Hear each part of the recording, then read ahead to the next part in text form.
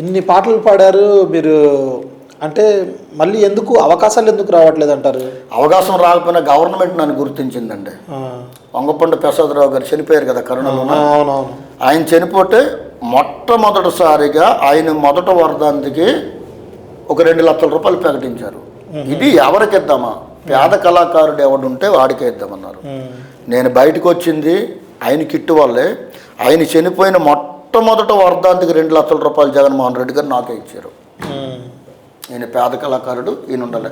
వాళ్ళ అమ్మాయి గారు కూడా, వాళ్ళ అల్లుడి గారు కూడా మొత్తం జిల్లా మొత్తం ఎంక్వైరీ చేస్తే ఇందులో పేద కళాకారుడు ఏమిటంటే బాడసూరం అనేసి నా వరకు ఇచ్చారనమాట. వైజాగ్ కూడా పార్కులో ఇచ్చారు. అది అలా వైకుంఠపురం తర్వాత మీకు ఎన్ని సినిమాలు వచ్చినాయి? పాడాను. మిషన్ 2020. మిషన్ 2020. ఏం పాట? అల్లుడా గారిలొండాలో రల్లుడా బూరిలొండాల, అల్లుడా గారిలొండాలో రల్లుడా బూరిలొండాల, ఒలత్త బూర్లైతే బులబులమంటాయి గారిలొండతో నా మీదంత ప్రేమత, బూర్లైతే బులబులమంటాయి గారిలొండతో నా మీదంత ప్రేమత. కర్ణం బాబోజు గారు డైరెక్టర్ గారు. ఆయన శకలక శంకర్ గారు మీ ఊరే అనుకుంటా కదా? శ్రీకాకుళం అయింది. ఆయన ఊరికి మా ఊరికి 100 కిలోమీటర్లు. కలిసారా ఆయన ఎప్పుడు? 2-3 సార్లు కలిసాము. చెప్పారా మా ఊరు ఒకటని? అయితే కలిసాము.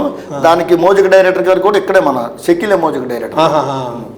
అది చేసాము. తర్వాత దర్జా అదే అనసూయ గారు ఉంటారు. దాంట్లో పాడారా? దాంట్లో కూడా ఏం పాట పాడారు? దాంట్లో అప్పప్ప సోడి పప్ప మాడిపోతుంది, నా పక్కనున్న రైలు బండి పారిపోతుంది, అప్పప్ప సోడి పప్ప మాడిపోతుంది, నా పక్కనున్న రైలు బండి పారిపోతుంది, పొయ్యి మీద ఎగ్గదోసి ఏగిపోతుంది, పొయ్యి మీద ఎగ్గదోసి ఏగిపోతుంది, నా కళ్ళకున్న కళ్ళ జోడు జారిపోతుంది, అప్పప్ప సోడి పప్ప మాడిపోతుంది. బందర్లో అసలు పాట ఏంటంటే ఎలా అనిపిస్తుంది అంటే ఇదన్నీ జరిగిపోతున్నాయి, ఇవన్నీ ఎక్కడో జరుగుతున్నాయి అంటే ప్రతి దానికి ఒక అర్థం ఉంటుంది.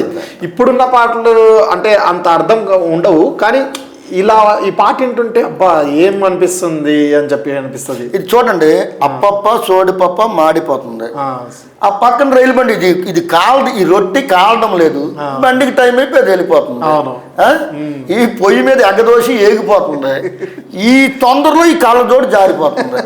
ఇది మేమేం చేసుకున్న చిన్నపాటైనా దీనికి సంబంధించినట్టుగా ఇది జరిగేటట్టు ఉంటేనే దాన్ని రాస్తాం. లేదంటే అంత పొలిటికల్ రాస్తే రేపు పొద్దున్న ఎవరైనా బాగోదు కదా.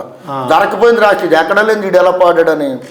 ఒక సినిమా అయినా సరే రచయితలు 100 సార్లు ఆలోచించి ఇది కరెక్ట్గా సరిపోతే కదా కొన్ని కోట్లు పెట్టి చేస్తున్నారు.